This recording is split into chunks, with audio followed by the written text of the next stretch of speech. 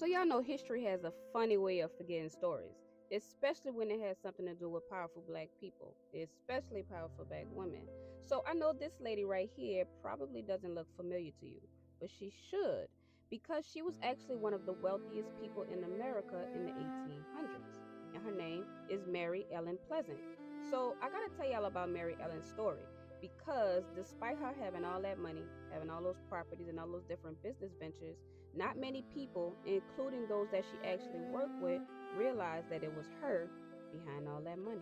So let me tell y'all the story. So to understand this story, we have to understand what was happening.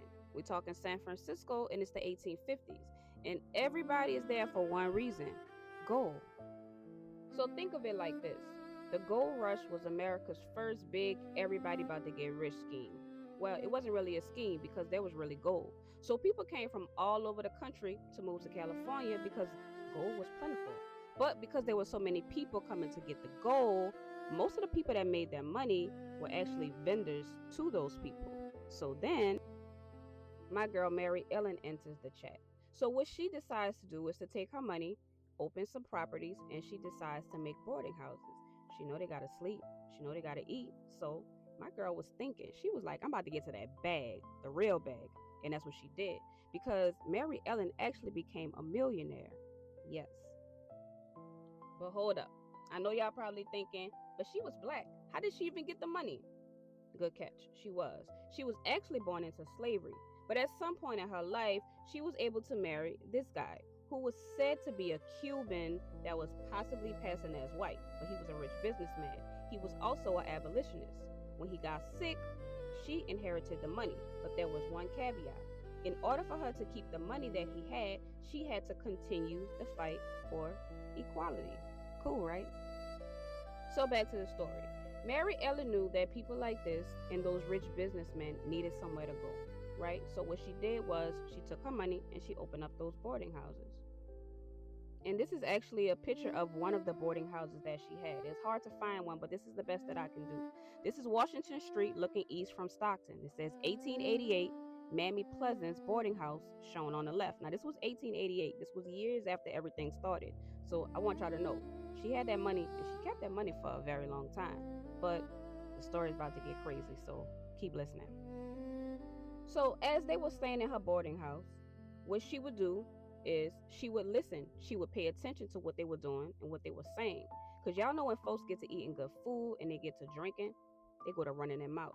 And there's a bunch of men. So, men love to show off in front of other men. So they talking about business ventures. They talking about what properties they buying and what they're about to do with this and what they're doing with that. But while they were playing checkers, my girl Mary Ellen was playing chess. See, what they didn't realize was that Mary Ellen wasn't just a cook and a cleaner. She actually owned it. This was her business. These were her properties. But of course, she was just a black woman.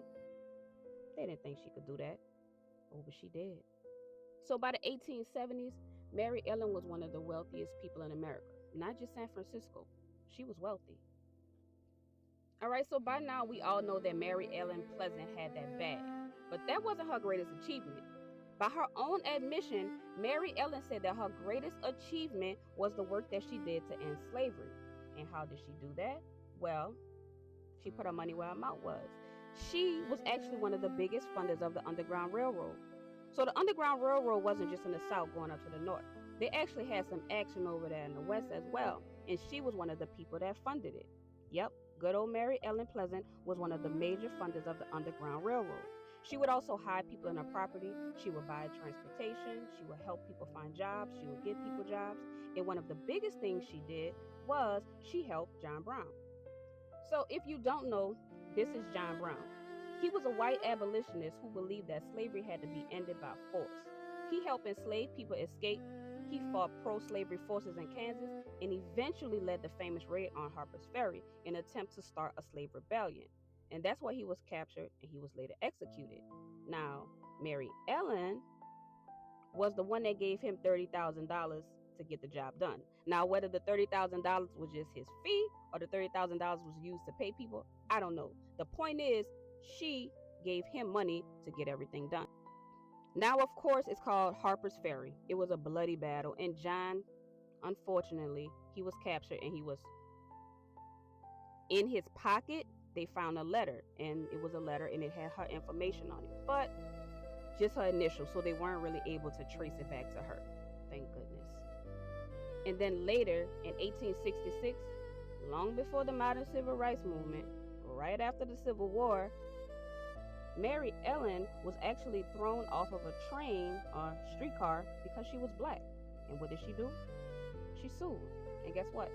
She won more money. She was one of the people, she wasn't the first, but she was one of the people that helped to challenge segregation in California's public transportation. Bet you didn't know that.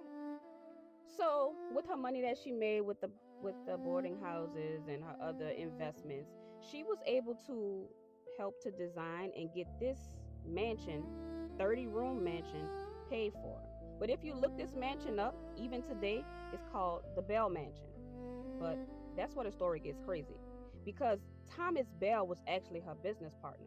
And when she bought this house, because she was black, everything went in Thomas's name. And Thomas, his wife, and his kid actually lived in this house with Mary Ellen. Now, we don't know the real story behind it, the real why, but we know that he had to be the front man because she was a black woman. People didn't want to do business with black women.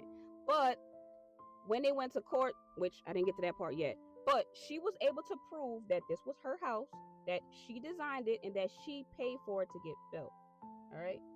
So, remember that because I'm about to tell y'all the other part of that story. Now, here's where things get juicy because in 1892, Thomas Bell died. Now, we already know that Mary already had an empire. Mary already had businesses. Mary already had money and wealth. Thomas didn't create her success. They built and expanded businesses together. But because of the times, many of her assets, including that mansion, they had to be in Bell's name. And baby, y'all already know what happened next. The wife. Teresa Bell decided to take Mary Ellen to court. And after that, years of lawsuits followed. And while they were fighting in the courtroom, the newspapers started fighting in public. But guess who they were fighting for? It sure wasn't Mary Ellen. Mary Ellen became the target of gossip, rumors, and everything. Now she's Mammy Pleasant. Now, if you don't know the history of the word Mammy, I gotta do a video on it. But basically, what the media did was they took stories and they put it out there into the public because they wanted her to look like she was the bad person. They made it like she was running a brothel. Like she was, according to them, she was doing all kind of stuff. And in addition to her running a brothel and whatever else they were saying, they started saying she was the queen of voodoo. Now, where that come from? She just can't have money because she got money. She got to have money because she doing some kind of witchcraft. It's crazy. Now, the same woman who helped build one of California's greatest fortunes was suddenly being painted as a fraud.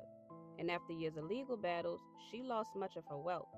She was forced from her mansion, and the woman who had once been one of the wealthiest black women in America died nearly penniless. And I guess that's the lesson. Because building wealth is one thing, protecting it is another. Because if your ownership isn't recognized, if your rights aren't protected, somebody else can end up telling your story. Now, granted, these were different times. Mary Ellen didn't have the same opportunities that we have today to protect ourselves. She did the best that she could. She was able to amass millions. She was able to buy property. But because of the time that it was, she couldn't even claim the property as her own. She could have all these businesses, but people didn't even know she was the one running it. But we all know she was running it because when they went to court, she was able to prove that she was the brains behind everything. When Mary Ellen Pleasant died in 1904, her tombstone didn't say millionaire, investor, entrepreneur. It simply read, she was a friend of John Brown. So like I said in the beginning, history has a funny way of forgetting certain people. They like to celebrate the people whose names are on the buildings, but they forget the people who actually built them. But that's why I tell these stories. I talk about people like Mary Ellen Pleasant, a woman born into slavery who built an empire, who used her wealth to fight for freedom, and refused to let the world decide what she was capable of. Now you know her name. Make sure somebody else does too.